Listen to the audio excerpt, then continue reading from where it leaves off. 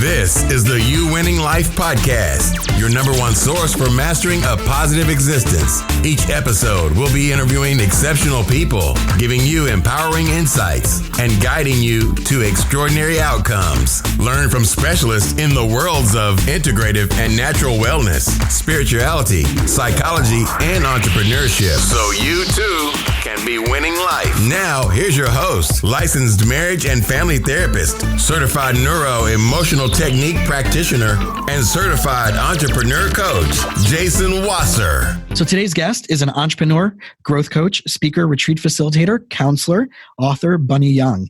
She's the founder of A Better Place Consulting, where she empowers businesses and organizations to create empowering environments and to crush their business goals. She's also a proud Army wife, mom of 2 spunky daughters, and has a passion for service dogs. Bunny, welcome to the podcast. Thank you so much for having me here. I'm excited. Me too. I know we've been planning this for a while. So the first thing that we should start off with is a little bit of your background story about how did you get to where you are today, and why are all these different areas of your life so passionate for you? Yeah, absolutely. That's a fantastic question because it is kind of an eclectic little toolbox if you look at it. But I'm a 3rd-generation entrepreneur. So my grandparents owned a trucking company, or own a trucking company that my uncles run. And then my parents owned their company. And I knew I wanted to be anything but an entrepreneur. So after living in Ecuador for a little bit and moving into Tucson, Arizona, I saw a need for counseling and therapy. And I thought that's really what I wanted to do. So I went to school for that and kind of got burnt out pretty quickly in the social service world and got turned on to animal-assisted therapy, which is counseling individuals using, mainly I work in equine therapy. And then when I moved out to where I live now out on the East Coast, my license didn't transfer. And so it was this conversation of like, okay, what am I going to do now? Because I had so much of my identity wrapped up in my school and my license. And I did a lot of work with entrepreneurs as a therapist and I did a lot of work with professionals and military individuals that were transitioning into civilian life. And I had this enormous amount of background in business that I found myself coaching them through as a therapist. And so with encouragement from my own coach and my own mentors, it moved into the space of kind of being a business therapist. And one of these, it's like one day you wake up and you look at the past 40 years of your life or however long it is, and you look in your toolbox and you're like, well, who's going to hire this? You know, where am I going to find a job description that's going to take all of these tools and really help me make the world a better place? And do I want to use all of these tools just because I've invested in these tools and I have these tools? Does it mean I want to use all these tools? And as a company, am I going to be happy if a company doesn't utilize all my tools? And if I don't wake up on a daily basis feeling like I'm fulfilled? And so I answered that question with, okay, well, let me just do what I think feels natural, which was have these conversations with corporations and teams to say, work-life balance is this concept that's really just BS. We have the ebbs and flows of life, and let's look at work-life alignment. So this idea of bringing your whole self to work and of not having these 15 hats to transition through. And that really took off in a way that shocked me because I think it's such a simple human concept to just be yourself and work in a space where people honor being yourself and being in relationships, whether that's marriage, whether that's with your parents, whether that's with your friends, but being in relationships where people honor who you are and allow you to show up in that space. It just seemed so simple and yet so needed. And to be in a space where I could hold companies accountable for that and travel and speak on that has just been such a blessing. It's so incredible that you say that because I just had a conversation with a marketing specialist a few minutes ago, and we were talking about how kind of people have this, I want to call it a shotgun approach, but like where there's like buckshot, right? And it's just kind of, I want to see as many people as possible and fill my niche, my practice without focusing on what are the problems specifically and who we want to work with specifically so we can go to work fulfilled. And it sounds to me that you're doing something I'm a huge fan on, which is drawing your line in the sand of who you are, not only as a person, but as a practitioner and what you do, but then only working with people who are in agreement with that. Yes. And people who are embracing it and passionate about it, because it's one thing to say, oh yeah, you know what, that sounds like a really good idea, Bunny. It's another thing to be like, I'm not going to settle for anything less. One of my best friends identifies as a they, them. And it's like once they were aware that that was an option to be a they, them in the world, nothing else made sense. And it kind of had every other piece of the puzzle fall into place of their experiences over the past however long in their life of now I feel like I'm whole. And so that we live in this weird dynamic of we've never had more labels and boxes for people in our life. But I think where we're trying to get with all of those boxes is to be able to say, you be who you are. And I need to be okay with that. And more than being okay with that is I will ultimately function better in this world if I can go one step further and embrace that and welcome that. So it sounds like you're talking about finding a tribe of people to connect to align with. And one of the places that I start with my clients to help them make decisions, whether it's my therapeutic clients or my coaching clients, including the business ones, is I can't help you unless I know your core values. Yes. Right. And from there, we can make decisions and probably most of your problems will go away because you'll see that the decisions you've been making haven't been based on core values, identity, purpose, mission, all those things. So talk to us a little bit about the importance of finding a tribe to do what you're doing, whether it's personally, spiritually, relationships, business. Yeah. And thank you for starting with the core values, because I think coming from a military family, because my dad's Army, my grandfather's are Army, and my husband married into an Army family, and then we converted him and he joined the Army after we were married. So it's one of these things that you break down, you spend 13 weeks losing yourself in your words as a tribe of United States Army soldiers. And where gender, color, it all is supposed to melt away into this purpose and purpose higher than self. And the Army gives you core values. And you exercise these on a daily basis until they become your DNA. And you see people who do 20 years in the military that they live and breathe, those core values. And I saw that in my family, and I'm so thankful to have that ability. And so that's where the tribe kind of starts. But there's a saying, and one of my work husbands / business partner loves saying this, that I know it's a whole nother conversation. We have an amazing relationship, but he's a huge nautical fan, and he'll say, a rising tide raises all boats. My counter to that is not all boats rise the tide or raise the tide. He's going to laugh now that I effed up his quote. But, and so when we're looking at growing as a person, if we're spending time with boats that aren't wanting to rise and that are anchored down, it's going to be really difficult to grow. And so I found myself in a growth mode, having to reevaluate my tribe. And even I know you and I had exchanged emails a little bit about what's relevant right now of being in a difficult situation where my family member, like I have a close family member that, I'm doing my best to be there for and be supportive for, but due to some mental health battles, it's a constant energy drain. And so having to distance myself from that and not allow that to impact my identity, and not saying I'm a bad family member because I am distancing myself from this individual, and not saying, that whatever their decisions may be, I'm responsible for. It doesn't make me a bad person because I'm ultimately taking care of myself.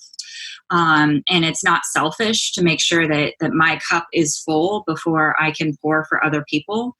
And I have my priorities, and I'm really clear on those priorities. And I think that helps a lot with the mind messaging and my perspective on my actions. And it's not that I'm ever putting my company or my business before my family. But you also have to help yourself. Well, I love the teaching. I think it was from Esther Hicks from the Law of Attraction world, where she says, don't ever use the word selfish, because the suffix ish is kind of like, right? It's like, how are you feeling? I'm okay-ish, right? It's not a full investment in it. So so language, as you and I know from our training, is very, very powerful. So I always challenge my clients when they use the word selfish to throw that word in the garbage and talk about self-fulfilled. And only from there, right, going back to the rising tide raises all ships paradigm, is that from that place, you can be much more of a resource to whoever you need to be a resource to, or make the decision from a healthy place that it isn't healthy for you to do that. And I wonder, and I've experienced this in my practice, and you're an incredible person to have this conversation with, as far as putting it along gender lines of, I've seen that moms and wives struggle with that shame and that guilt of not investing, of not helping someone out. Even if that person did wrong by them for multiple years of their life, they still feel that shame and guilt. Yeah. In order to be compelled to wanting to help, even though they know it might be harmful to them. So what has been your experience with that one now as a mom and, and going through your consulting and your coaching and your therapeutic experiences?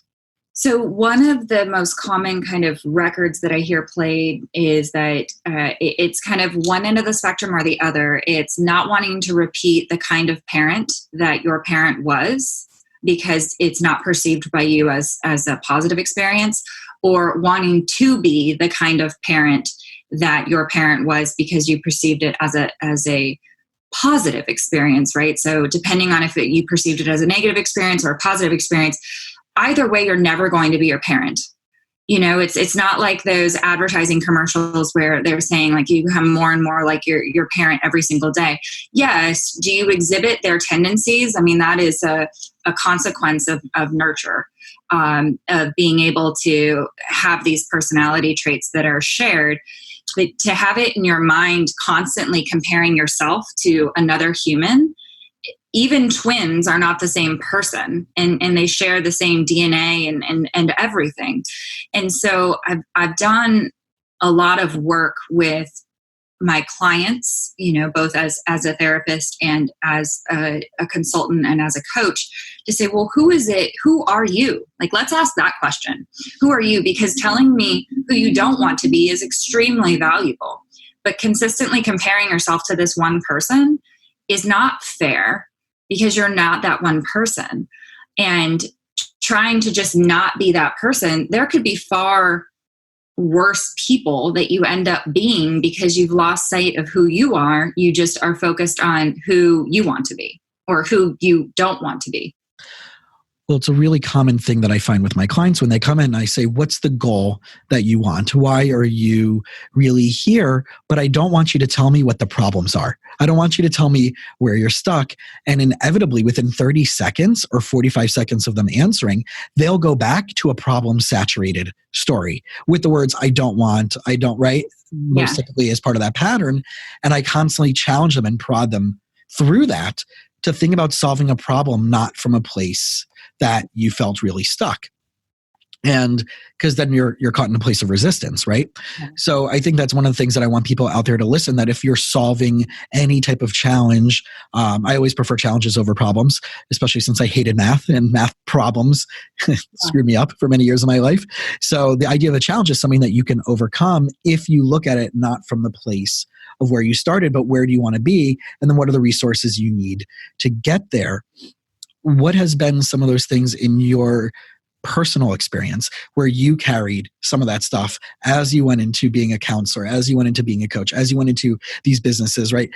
Being a mom, being a wife, that you had to check. And then once you checked that, you realized that there was something really powerful and beautiful on the other side. So one of the biggest things for me, so I was a obviously a woman first, and then a therapist, and then a mom. Well, I guess a woman, a wife, a therapist, and then a mom. And, there's daughter along those lines. There was granddaughter along those lines. And it really wasn't until I got into entrepreneurship that I was able to let go, like truly let go of all of those labels and measure myself by the worth of myself rather than how I was doing as a mom and as a wife. And, so the amount of years that I did social services, one of the cruel things that I've played on myself is in difficult times of being a mom, I'll have this conversation with my husband that's like, I've raised 483 kids. And how come I'm failing at these two? I have all of this experience. So like, how come I'm failing at these two?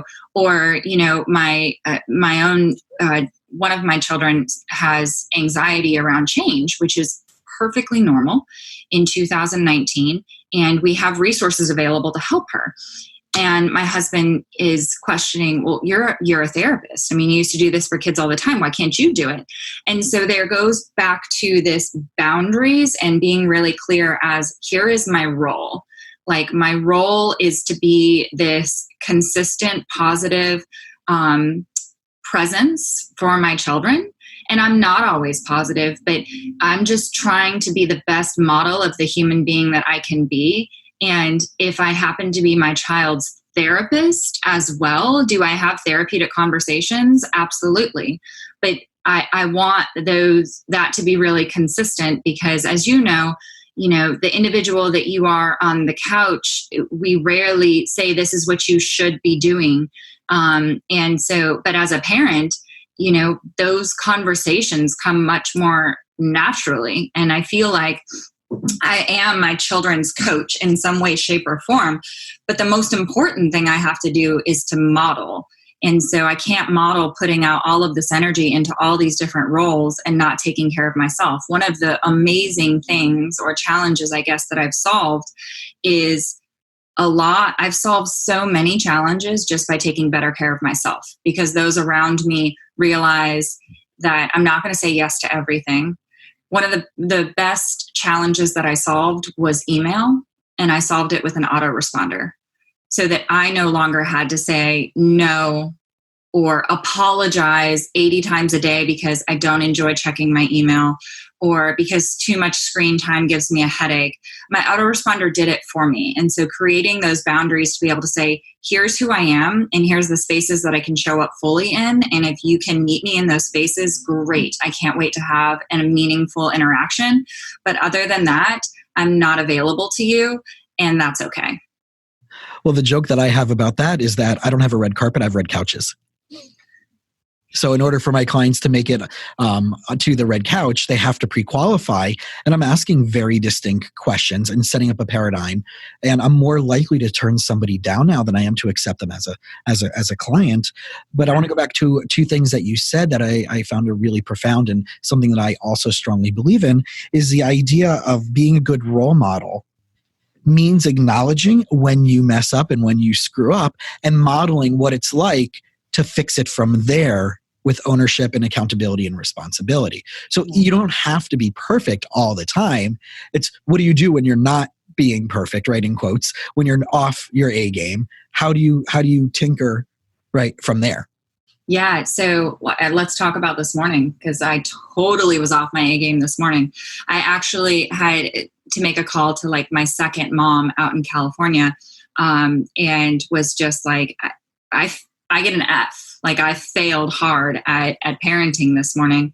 The other thing that I identified, and I'm gonna share this with you and with your listeners, is that it's really one of the least helpful things to say to another human being. Well, you've got a lot on your plate. That doesn't help me in any way, shape, or form. I feel like, I'm not going to cuss, but I feel like it's the no SHIT Sherlock. Like that's not helpful right now. And, my second mom was like, she had the right amount of butt kicking and the right amount of creating space. But the most important thing that she did was just listen. And as I processed through the things that I was doing, this idea of being a role model, of trying to be a role model, if you're trying to be a role model, you're trying too hard. Like, you're forgetting that you just have to be you, or you just have this opportunity to be you.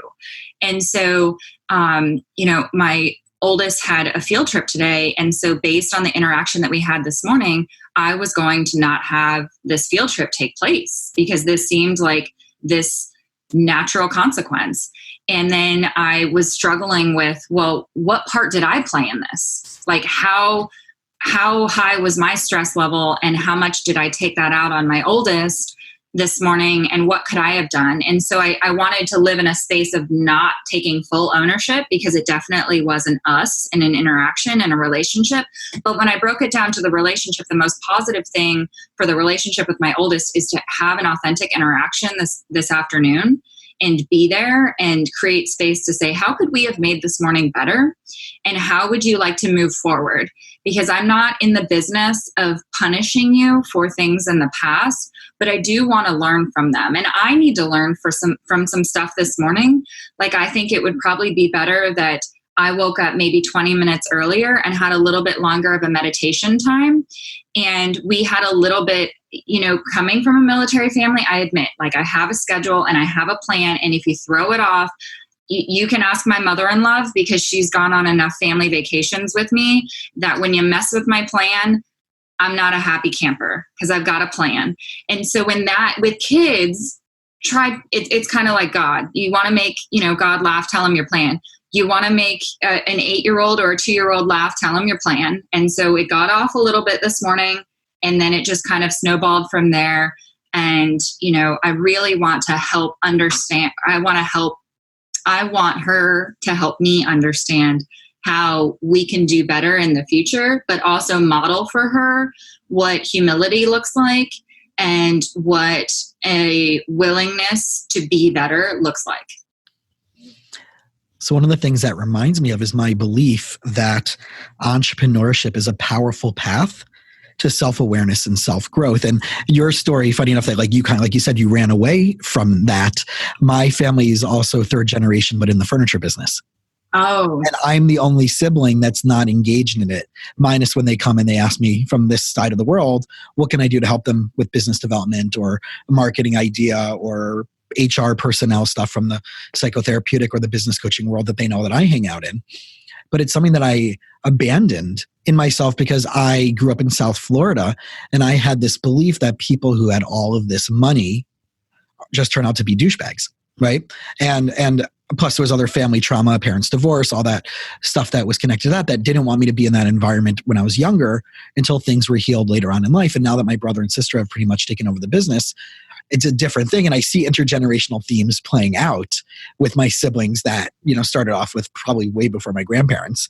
But I really find it profound that when you talk about allowing your child to be a teacher and a mentor and a therapist to you without you saying those words, really does take a deeper relationship. Yeah. I mean, my children are here to make me a better human. Like I am here to learn lessons, from them. I often joke that even though I have a master's degree, like my greatest lessons in life have come from surfing and from being a cowgirl, however you want to identify in that space, but from horses and from surfing. And in a herd mentality, there is this amazing fluid concordance through the entire herd that what's better for all is better for me. And so that's one of the things that I told my second mom this morning is I said, I would never have lost my temper with a horse if the horse got a little bit off schedule. I would have figured out what pressure and release, because that's how you handle a horse, what pressure and release I needed to do to get that horse back on course. No rhyming or Dr. Seuss intended. And then that would have been it. We would have gone on with our morning.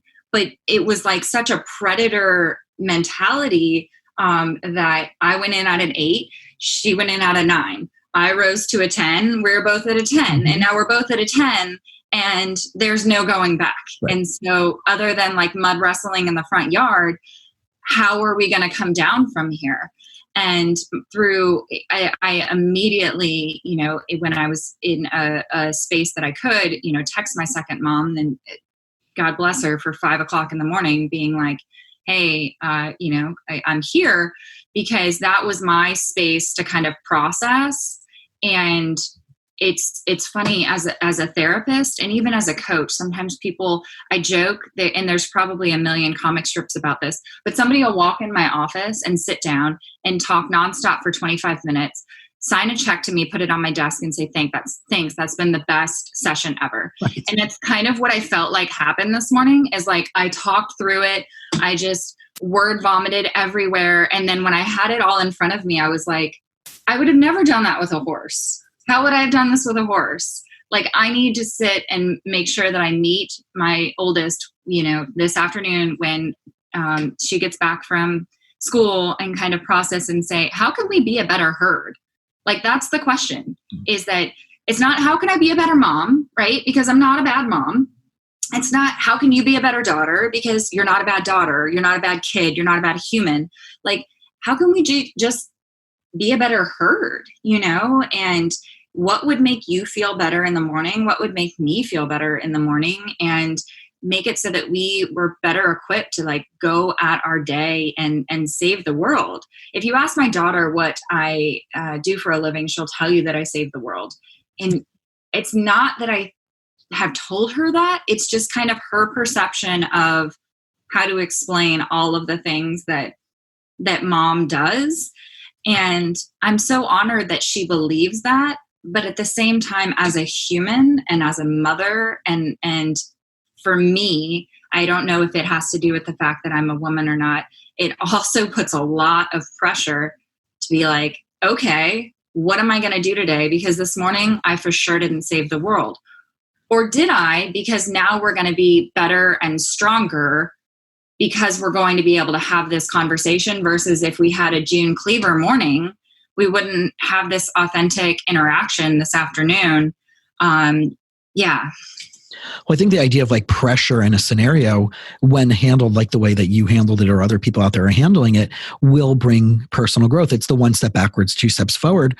But I think that goes back into the whole conversation about relationships in general, whether it's romantic, intimate relationships or business relationships, is that the level of friction that we have is something for us to be aware of what annoys us or bothers us. And a lot of times we'll do the finger pointing of, if they weren't doing that, I would notice that they weren't doing that. And I would feel better because they're no longer doing that. And therefore I would feel better.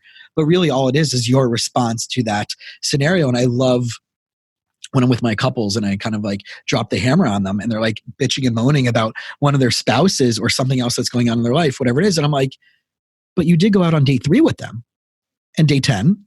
And you chose to get engaged, and you chose to be right, or whatever it is in their relationship. And then you chose to have a child with them, or 2 or 3. Where were you as far as, if you saw that then, what accountability and responsibility do you take? It's not, they're there to show you a mirror to what you need to work on. Because if you walk around, that's not going to bother somebody else. Yeah. It's bothering you in a very specific way to show you the work that you need to do as the mirror to your own soul and your own potential. And I know that there's some things that you've kind of worked through, right? Influencing your husband to go to the military. And I know there's something else where, from your perspective as an entrepreneur, that there was something that you mentioned to me about, something to do with lighting him on fire. So let's talk about that. Yeah. Okay, so let's break down the breaking or influencing him to go into the military. So I think my dad probably had more to do with that from a modeling perspective, and also his grandfather's in the military. And so in full transparency, we separated, and in the state that we live in, it's an interesting situation where if we lived anywhere other than where we live, we'd be divorced. But where we live, you have to be separated for 12 months before you can get a divorce. So we were separated for about 11 months and 23 days. And he came to me and asked, and this goes back to the herd thing. He asked, is there anything I can do to save our family? And I gave him a list because I'm a brat. I gave him a list. And one of the things on the list was join the military. And remember, he didn't ask me how to save our marriage. He didn't ask me how to win me back. I don't even know if he really did want me back. But he knew that there was this higher commitment to family and to we only had one daughter at the time. And so that was, he came to me and said, I enlisted. And it was just like when you talk about pressure, you have no idea what you're capable of. When you get there, you can still push further. And to look at our relationship and look at the fact that that's where we got pushed to, and just like we talked about this morning, that we are bigger, better, stronger. There is nothing that our marriage cannot survive now. And him and I will be the first one to tell you that marriage sucks. It's one of the hardest things to get through on a daily basis. At least in a business partnership, I can get a lawyer to dissolve that. In a marriage, you're going to have these amazing, brilliant kids, and you have these families that come together, and to untangle that, on our wedding day, we did the sand pouring ceremony. And I remember one night I was so angry and I wanted to take the sand and separate it, and then just realized how illogical this was going to be. And so I talked about lighting him on fire. Well, we spent our first year in China working as on a stunt team. So I was a stunt woman. When we met, he was a stunt man. And so we joke that there's nothing more therapeutic for a newlywed couple, than to spend your first year of marriage. I lit my husband on fire, shot him, threw him off a building, hit him with a car, and kissed another man. And I got paid for it. And so that's kind of our joke. But if we really break it down, when you're a husband and a wife, or when you are in a committed relationship, whether it's a wife and a wife, a husband and a husband, however you identify, looking at two individuals, even if you're not married, and seeing how committed you are to each other and to this we is really the question. And I mean that from how committed are you to yourself? And we've talked a lot about that. And then how committed are you to the we part of it? And one of the biggest and greatest lessons from our separation was, he did everything on the list. He checked all of the boxes, and I still felt the exact same way that I did when I threw him out of the house. And what does that tell you? It doesn't tell you that he's an awful man, because he's not. I mean, he's an incredible human being. It meant that I had to take a harder look at the other person in this relationship. And I had not created space for us to have a relationship. I am an independent woman, and he'll be the first one to tell you that. And I'm a planner. And I just planned everything and not micromanaged, but I had this life that was going to be achieved through an outcome. And he could either show up and be a part of the outcome, or I was just going to move on without him and leave him behind. And I remember that day where he basically, he didn't hand me this checklist back all checked off, but I remember that realization to be like, oh my gosh, here's this amazing, incredible human being who's giving it his 100%. And how much have you been giving, Bunny? What percentage would you say you've been giving this relationship at all? And if I could not say, okay, I've given it 100%, then I couldn't really get divorced because as you said, you don't like math, but that math doesn't add up. Well, if your marriage isn't working at 100% and you have one person giving 100% and one person giving 40, the math isn't going to add up. So if you're both not willing to give 100%, you will never know if it's going to work or not. Completely agree. And I always talk to my clients about this whole 50-50 relationship dynamic and how that's a sham. And it has to be 100, and that it has to be your first job, your first priority over everything else.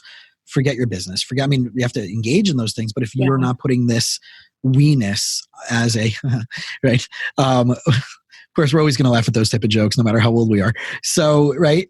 If we don't put the we of our relationship in as a forefront, then it's going to be something that's going to challenge us later on, because like you said, and you're going to always end up blaming the other person. So as you're now going out into the business world and you're working with companies and corporations and doing retreats and all that, how much of this philosophy are you seeing is 100% applicable. From my perspective, it sounds 100% applicable, but how much from your experience is it pretty much, it's just a wash and repeat for, not saying that you're doing a wash and repeat and just showing up without doing the effort, but it's that mindset, it's that lens that you're seeing things through that is actually allowing you to be as profound with changes in the corporate world that you want to be. So one of my favorite things about not being a therapist right now is that I can bring my whole self without looking at crossing boundaries, or is it like I have told my clients who are going through a divorce or going through a marital stress pressure, that exact same thing that I just shared with you. And my husband is extremely supportive of if one person can learn from what we've been through, then he doesn't care if hundreds of thousands or millions of people know what our marriage has been through, because at the end of the day, it's still here. And we call it fireproof now. And that's a reference to the movie, but also because we're both stunt people, or he's a stunt man now. Yes, I'm retired. But it's fireproof, and it's not fire resistant. It's fireproof. And we'll say that with 100% certainty. But that's one of the things that I love, is that whether I'm talking or whether I'm coaching or whether I'm consulting, is that I can bring all of my experiences without kind of, as a therapist, you're taught, well, it's not about you, it's about them. Well, I agree with that, but then you're limiting my tools in my toolbox to reduce your learning curve, because I can't tell you about a situation that's an experience share where I'm not going to tell you what to do, but I'm going to tell you what I've been through, and that maybe it helps you look at yourself. Maybe you're the CEO of your family the way that I was, and you need to take a step back and realize that you are the visionary, and that you shouldn't be the visionary and the implementer at the same time. And that, you're blessed to have this person showing up and supporting you. And so when I go into a company, I feel like having those experiences gives me even more confidence and space to be able to share authentically. And like I went to a company in Dallas, and I remember I walked into the room, the manager's like, here's my team, go ahead and fix them. I'll be in my office. Let me know if you need them.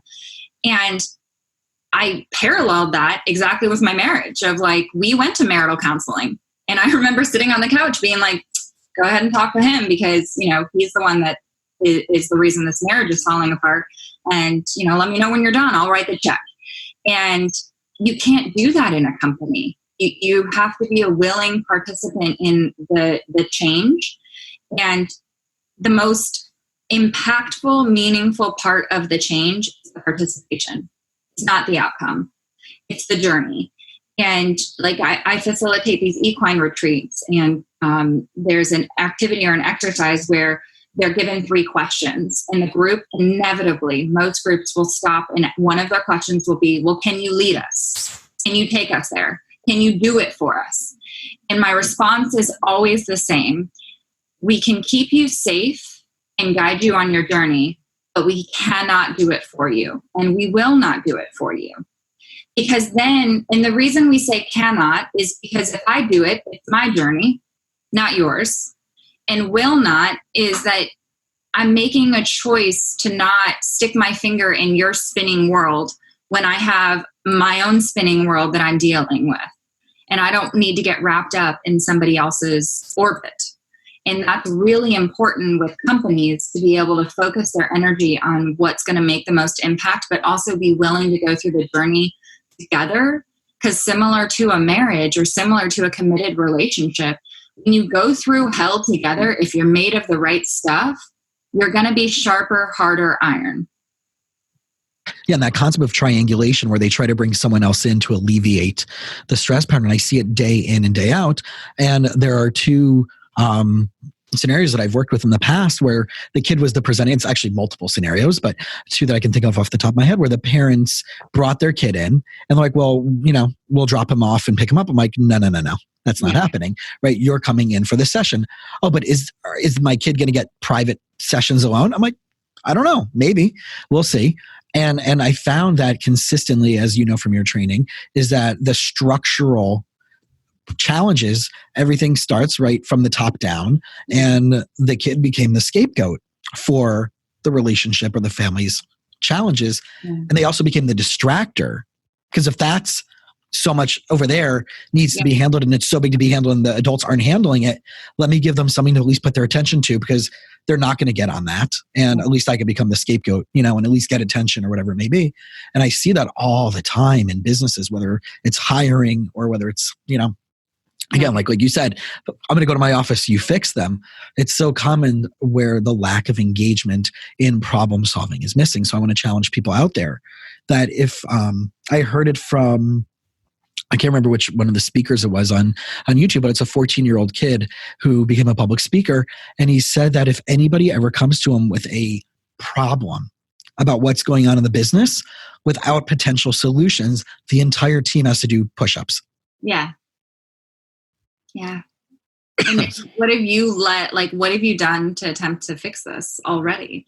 Like you said, with the family situation, and we talked about just creating space for the conversation. I've participated and facilitated so many conversations that was all it was what was needed was the conversation, was to be heard, was to, if somebody had sat me down and said, why is your marriage failing? And had me expand beyond just, it's my husband's fault, we might not have gone through all of that, because I may or may not have realized my own kind of role in that.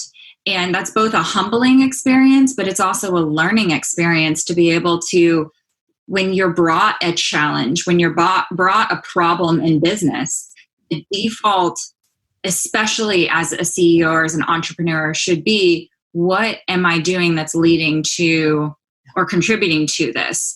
And even this morning, that was kind of my default, that I didn't let myself go too far down into that blaming, right? Because there was a difference, but there was assigning an accountability role.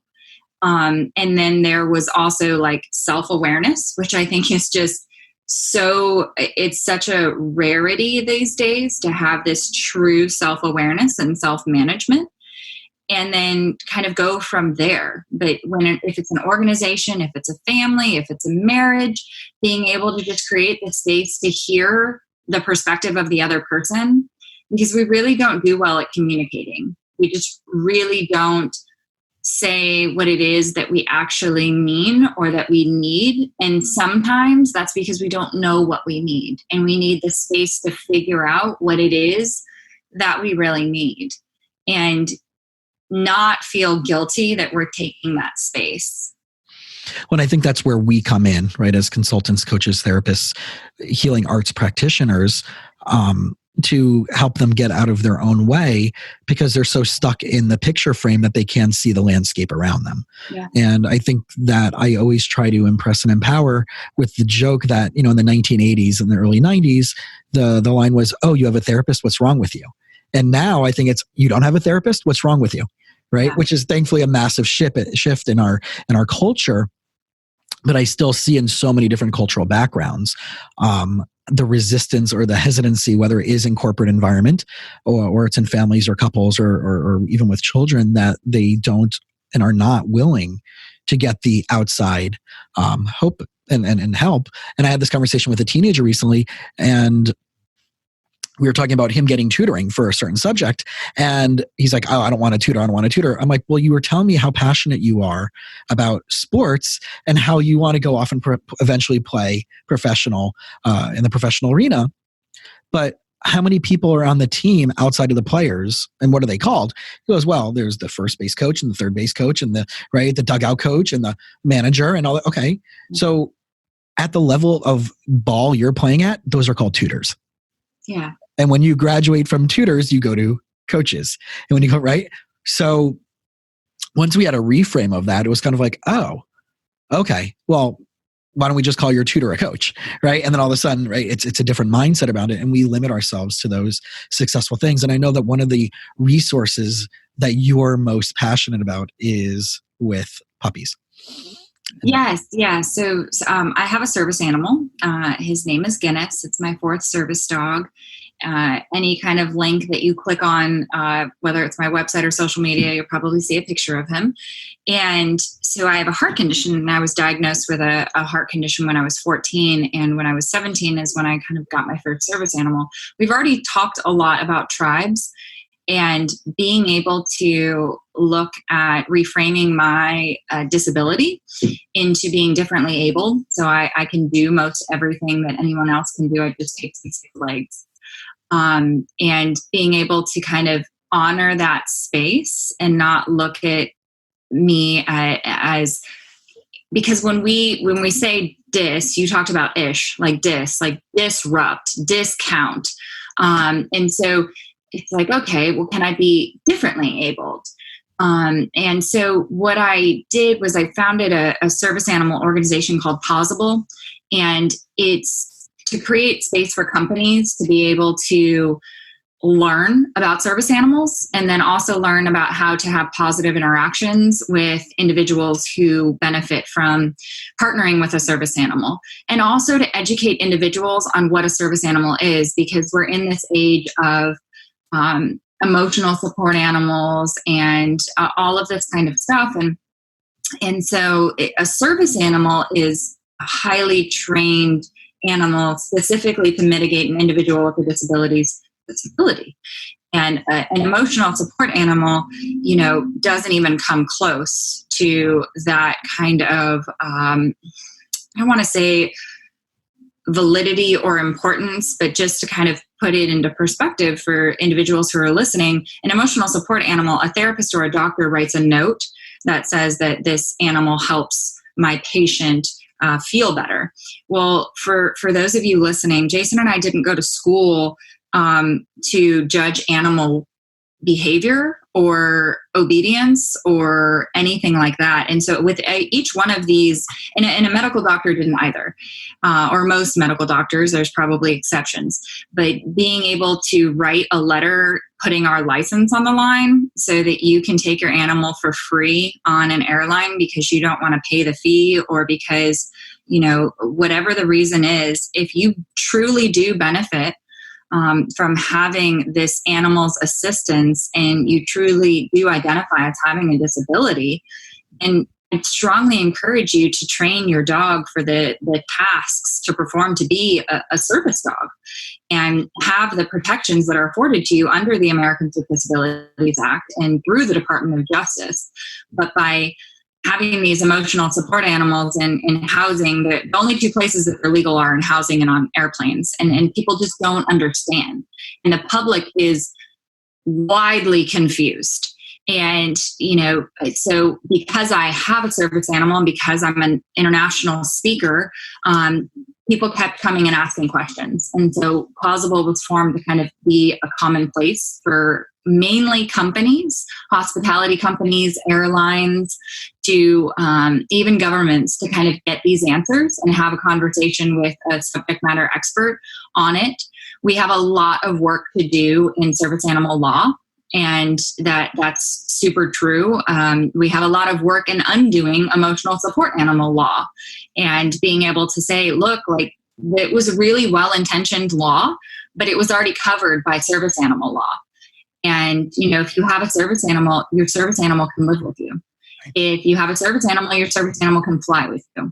And so we really just created this giant gray area where, and this is how I feel personally, when I was a therapist, I'd have somebody that would ask me to write this letter. And I would say plainly, like, I understand your feelings on this, and I understand that you need this letter, but at the same time, I didn't go to school for this, and I've never met. It's like over 86% of these letters, the practitioner, whether it's a doctor or whether it's a therapist, has never even met the animal, right? And they're putting their license on the line when they're writing these letters. I had a colleague of mine who's a psychologist in Texas call me and say, "Well, how do I write the letter?"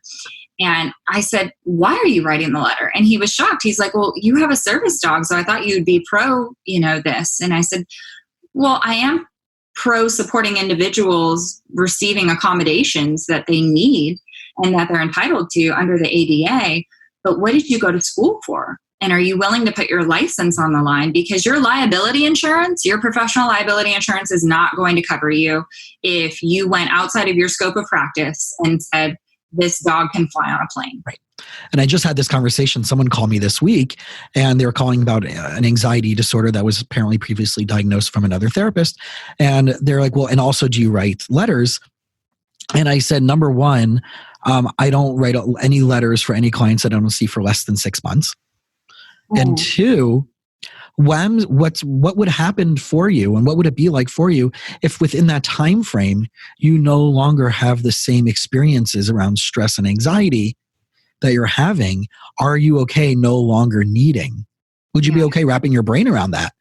And they couldn't fathom that question because the tools that I have using neuroemotional technique and my other therapeutic modalities will solve that problem way faster with the right nutrition and functional medicine and chiropractic and everything that my practice stands on.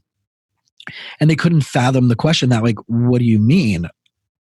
So you can tell that they just wanted the letter for the sake of having the letter versus I'm okay actually feeling better and solving my challenge, right? And there are people who you can pay to write the letter. 100%.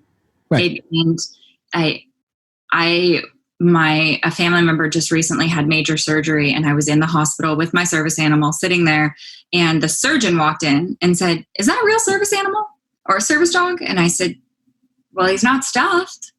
I was a little sleep deprived as well. And he said, oh, well, my wife and I, we vacationed down at the beach and we bought a vest online because, they don't allow dogs at the house that we are our favorite house to vacation in. And we don't want to leave our dog at home. This is a surgeon that has gone to school for how many years and is a highly intelligent being that is just admitted to fraud. Right. And has to take continuing education in ethics and risk management. Yeah. Right. And I think this is a big issue. And again, there are people out there, and I want to make sure that everybody's hearing us correctly. There are so many people out there who will qualify for that level of a therapeutic service animal versus an emotional support animal, but really to know the difference and also say, are you doing the work? Are you going to a therapist? Are you going to work with someone to solve the things that are making you ask to get this with your animal in the first place? And if you're not solving the problem. You're just, putting a Band-Aid on the scenario. Now, it's great. We all love pets, but there's a level of investment that I want to challenge people out there to make and go find a really good professional to help you handle your stuff once and for all. Because if you're not taking that animal to work, if you're not taking them in your car with you, not because you feel bad leaving them alone in front of, the Nature Channel or Weather Channel all day, that's more out of guilt, not out of the therapy issue. Then you got to check yourself before you wreck yourself. So find out, out there, please find out from the right professionals, including by reaching out to Bunny I'm sure if you have any questions, how to do that. So I know that our time is short. So I'll ask you one final question. And it's my on 1 foot question that if you knew you were only being able to spend 2 minutes with a person and you were never ever going to see them again, and you wanted to impart your wealth of wisdom upon them in those 2 minutes, what would you say? I would ask them how they make the world a better place or how they save the world. And I think then I would spend the rest of the 1 minute and 50 seconds listening, because I think that that's how we save the world. And that's how I impart my wisdom, is through creating space for people to learn more about themselves, who they are, and how they can change this world just by being them. Awesome. So everybody out there who's listening, ask yourself that question. Reach out to us on our social media. Hit us up with your answer. We would love. I know I would love to hear it, and I'm sure you're open to hearing what people say to anybody who's listening to this episode. And how can people track you down? How can they reach out to you? Yes, so we have a Facebook page, Better Place Consulting. Of course, you can always Instagram. It's Bunny Has 6 Legs and a Better Place Consulting. That's always entertaining. I have fun on Instagram, so if you like entertainment, that's probably the most entertaining place to get me. And then for Possible, it's possible.org, PAWSSIBLE.org, and our board does amazing stuff, so that website looks incredible. And then a Better Place Consulting businesswoman.com has over 300 hours worth of resources for the business owner and professional that's looking for work-life alignment. And those are completely free. So that's really it. If you just want nonsensical humor, then follow me on Instagram. If you want the good content, go to the websites. Well, it sounds like both of them are good content, and with all the stressors that we're dealing with on a daily basis. But I wanted to thank you again for spending this time with us. I know that I'm really excited for this to be going out to our listeners, and there's so much really good resources for everybody that you shared with us today. And again, I want to thank you. Oh, thank you. I think you help make the world a better place. So it's an honor and pleasure to be here. Thank you so much. Thanks for listening to the You Winning Life podcast. If you are ready to minimize your personal and professional struggles and maximize your potential, we would love it if you subscribe so you don't miss an episode. You can follow us on Instagram and Facebook at Jason Wasser, LMFT.